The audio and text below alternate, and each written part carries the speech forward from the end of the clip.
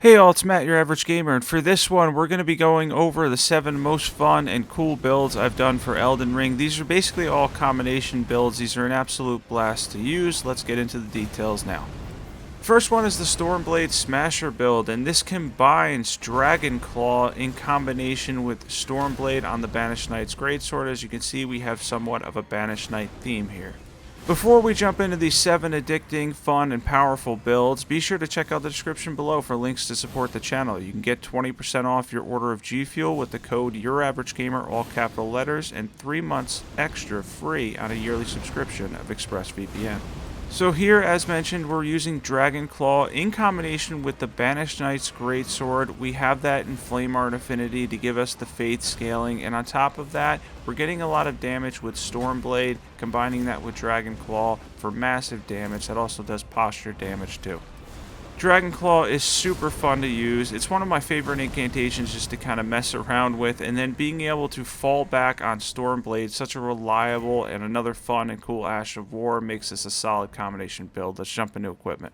For equipment, we have the Banished Knight's Greatsword and Flame Art Affinity with Stormblade on it. We have the Dragon Communion Seal. We're using the Banished Knight's set, Ritual Swords Talisman, Ertru's Favorite +2, Shard of Alexander, Flox Canvas Talisman, Faith Tier, Fire Tier. Let's jump into stats. So for stats for this build, we ended up with 40 Faith, and we have that soft cap for the Dragon Communion Seal of 45 Arcane. By the way, we've also got 60 Vigor, 24 Mind, and a fairly good amount of Endurance at 28 as well. This build is really open to using any dragon incantations you like with the Banished Knight's Greatsword and Stormblade. Combine anything that you want to combine, but for me personally, I like Dragon Claw. Got a lot of damage and posture damage out of it. All around a solid build, definitely give that one a try. And the next one we have up here is the Mad Mage, which combines a whole bunch of different things. Death's Poker, Dark Moon Greatsword, stuff like Terra Magica, different spells like a Duelist Moonblade, and Magma Shot. This one has a high concentration of getting Frost build up, and then if you want to, you can use Magma Shot to reset the Frost. By the way, you can jump back in when you're up close too if you want to use spells and use a Duelist Moonblade for even more Frost and magic damage, making it all around another solid combination build. This one's another one that's pretty open too. I have a solid setup of talismans and basically stats and everything to get you so that you can do buffs, so you can run all of your intelligence stuff that you like running and get great damage out of everything. But of course, you can throw in your own spells that you like with something like this too, as it's one of those builds that has a lot of variety. And Death's Poker is probably one of the most enjoyable weapons in the entire game of Elden Ring because there's so much that you can do with it. You have the explosion, and then you have the follow-up, and then you basically have the trail too, where, by the way, the trail for me is the best one because most of the time the bosses are just going to sit in it and take damage, and it builds up frost so quickly. However, you technically speaking have 3 options with Death's Poker. This build is a glass cannon build, by the way, I should say that, and let's jump into equipment for this mage build and setup. For equipment, we have the Dark Moon Greatsword, and we have Death's Poker, preferably +10. We're using the Frenzied Seal. We have the Carrion Regal Scepter, and then we have the Spellblade set on, Magic Scorpion Charm, Godfrey Icon, Shard of Alexander, Graven Mask Talisman, Faith Tier, Magic Tier. Let's jump into stats for this one. And for stats here, so with the Faith tier, we got to 33 Faith, so we can do all the fun buffs that make this an awesome glass cannon build, and then throw in Terra Magica. We have 70 Intelligence, 50 Vigor, 22 Mind, 20 Endurance. If I could change one thing on this one, I'd probably have around 65 Intelligence or so, and then take a couple of those points and put it back into Mind so we end up with more Mind and we can cast more. Next build up here we're going to be jumping into is the Mini Tank build. So eventually, because it's requested, I'm going to do another build video where I'm going to come up with the 5 best tank builds I can possibly come up with. I know that's been requested for a long time now, but before then, before we focus on full tank builds, I decided to do what I called a mini tank build that runs a good amount of defense, but a good amount of offense as well. By the way, if you see me having it slotted in, by the way, Black Flame's Protection and Flame Grant Me Strength, they do not stack. However, I recommend having them both equipped. That way you can go for defense if you want, or if you want to switch on the fly and go for more offense, you can use Flame Grant Me Strength. By the way, if you're wondering how I sound, the past week or so I've had a cold. I lost my voice a little bit. It's kind of coming back now, but yeah, hopefully this will clear up soon. It's just been kind of crazy with the weather. Anyways, back to this build. We're going to be using the Blasphemous Blade for pretty reasonable damage that can also heal us too, and on top of that, we got some serious defense. Yeah, as far as our defense goes, by the way, I also threw Endure on a dagger that you can switch to, and that'll give you close to 90% physical defense, which is just absolutely crazy. But before we even have that, we're at 70-something% with Black Flame's protection and the defense tier in there, so we can take a lot of extra hits. You're actually going to see that at the end of this clip, by the way, because Radahn does beat me up a little bit, but we do have some very, very solid defense with this build. And the weight's up there for sure. Anytime we're using Lionel set, but anytime you're using any of the heavier sets, of course, you're going to have to either run a lot of endurance or you're going to have to use something like Great Jar's Arsenal. Typically speaking, I'd rather use Erdtree's Favorite +2 if I can just go for a lot of damage and then get the extra HP and stamina as well. But if you have to, you can use Great Jar's Arsenal also. If you're wondering, by the way, why even with this amount of defense, Radahn is able to do so much damage, all of this footage is on New Game Plus 7, as is most of my videos, the majority of my videos now, because the 3 main characters I use are all pretty much on Journey 10 or later. This one's, I think, around 27. Anyways, with that being said, all the bosses do significantly more damage and have more HP, which can make things a tad more difficult to tank. But the best part about this build is with the Blasphemous Blade is you can always heal back so much HP in the process, and you can take extra hits too because of the way our build's set up. Let's jump into equipment. For equipment, we have the Blasphemous Blade +10. We have Endure on a dagger you can switch to for more defense. We're using the Erdtree Seal, Lionel set, Dragon Crest Great Shield Talisman, Erdtree's Favorite +2, Shard of Alexander, Ritual Shield Talisman. We have the defense tier, Faith tier. Let's jump into stats. So on the right, you can see our defense with the buffs pretty much ran out. Now we have around 60-something with the Ritual Shield Talisman in combination with Dragon Crest Great Shield Talisman. So pretty solid there, but we've got 60 Vigor, a lot of Vigor. This is a Vigor-focused build. 45 Endurance. I know that's a little high, but that's so we can use Erdtree's Favorite +2 instead of Great Jar's Arsenal. And then we have 50 Faith for a well-rounded and powerful tank build. We were using Golden Vow, Black Flame's Protection, and Blessings of the Erdtree for some extra HP, by the way. And the next one up here is the Dragon Destroyer build, which concentrates on percentage damage and Pest Threads. This is one of my favorites too, as I love the Black Knife, Black Blade combination. The percentage damage and debuff does stack, and also on top of that, being able to use Pest Threads to take on larger bosses and absolutely shred their HP into basically nothing, because as we know, Pest Threads is fantastic for bigger bosses in Elden Ring. And this dragon ended up living longer than it probably should have here. That has really good tracking. I figured if I went in the air it might avoid it, but it didn't. I ended up getting hit with it instead. That being said, the Black Knife has really substantial range, and we're able to take down the Glintstone Dragon there. In a second here, we're going to go over equipment and everything you need to know for this awesome build. For equipment, we have the Black Knife +10. We're using the Erdtree Seal with Black Blade. We also have the Raging Wolf set on, Scaled Greaves. We have the Sacred Scorpion Charm, Ritual Swords Talisman, Shard of Alexander, Flux Canvas Talisman. We have the Faith tier, Holy tier.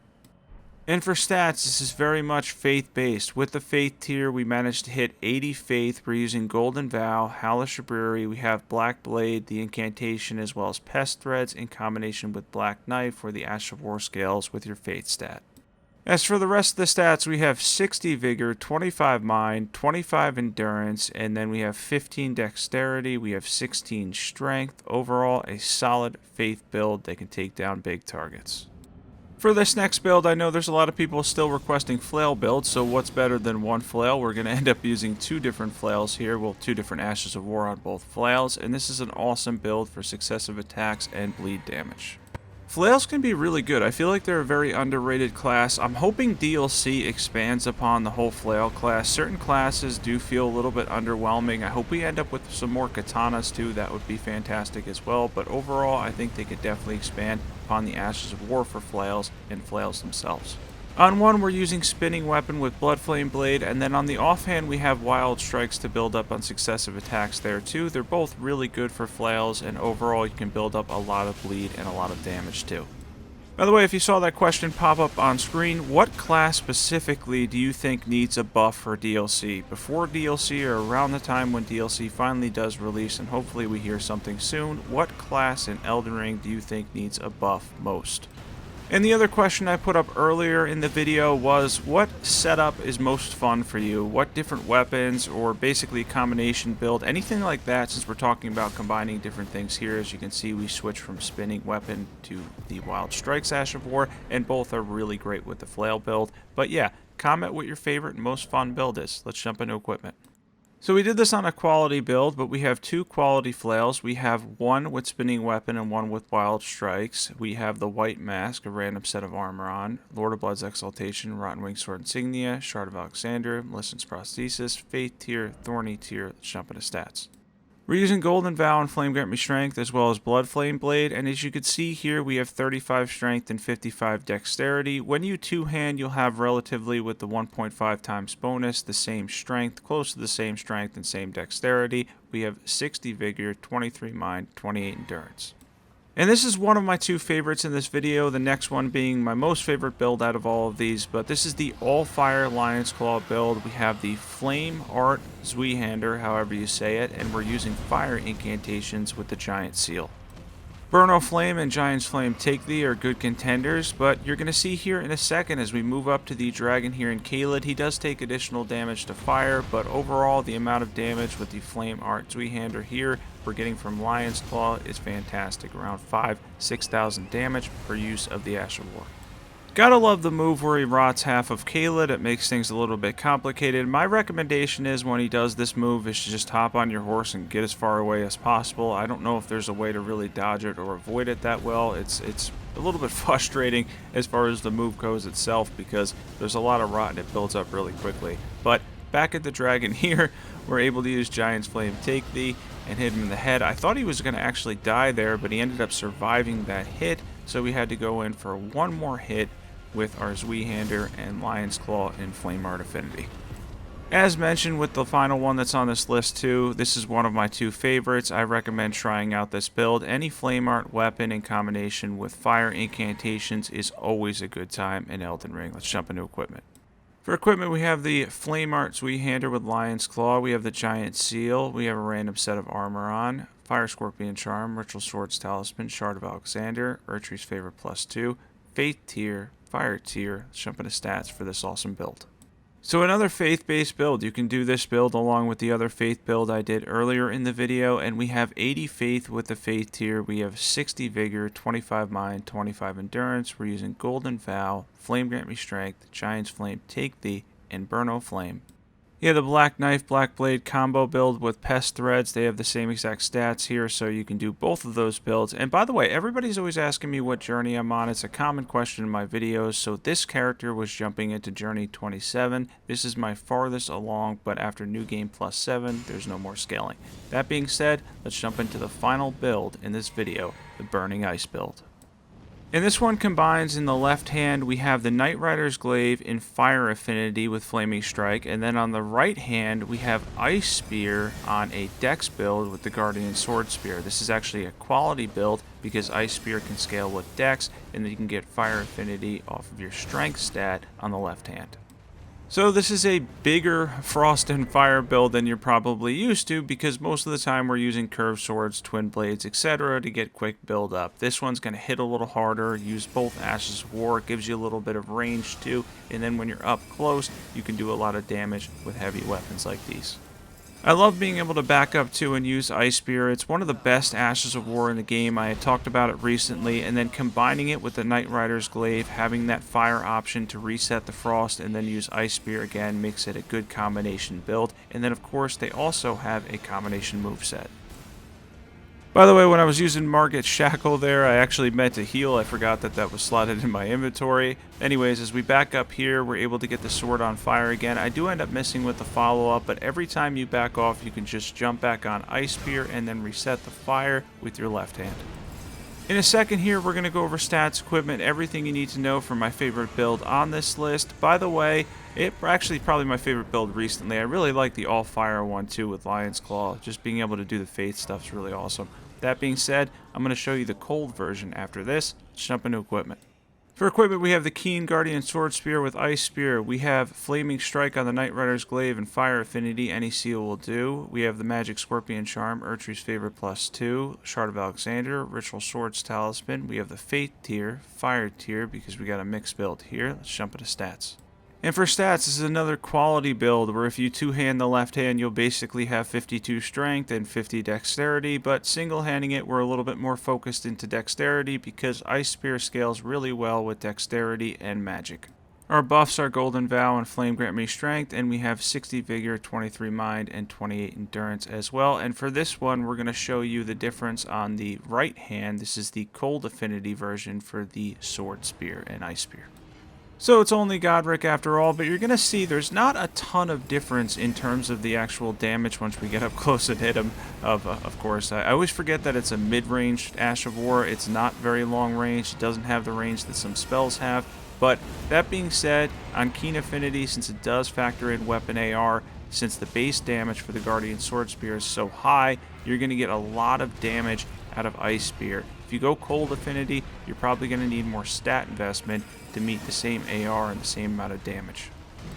Now, as far as Ice Spear, I mentioned this before, it has dex scaling, but it also has magic scaling. So if you're in magic or cold affinity, an advantage that you can get there is as you level up, if you go past 150 or higher levels, you can invest in both magic and dexterity and get ridiculous damage out of Ice Spear. But the advantage here is that we now have innate frost on the Guardian Sword Spear, but we are splitting between 3 damage types, which I'm not a huge fan of. So I do prefer the dex version when you're at 150 overall, but having that innate frost is a nice bonus as you can get up close and personal and continue the frost build up, and then you have the fired on proc it in the offhand. And yeah, this definitely makes my top 2 on this list. I love the base damage on the Sword Spear. I love the Knight Rider's Glaive because it has some good strength, fire scaling, and everything. Overall, these are 2 solid weapons with really solid Ashes of War, and you can combine them together to make a very good and fun combination build. Definitely up there with the 2 favorites on this list. I really enjoy the all-fire build and mixing in all different types of things that you can do with Flame Art Affinity on weapons and then throwing in fun Ashes of War like Lion's Claw. But for this one, it's just a really cool build based off 2 good weapons and 2 solid Ashes of War. Thanks for watching this one. If you hung all the way to the end, definitely be sure to hit that subscribe button if you're enjoying Elden Ring and you love Elden Ring content. By the way, I probably had posted this video yesterday. If I didn't, I will soon. I am going to be doing a part 2 for the Mage build and setup that may have already been posted before this one, but I think I'm going to end up making that one 3 parts because I had a lot of feedback on that one. Thanks for watching this one, and I hope everybody has a wonderful week.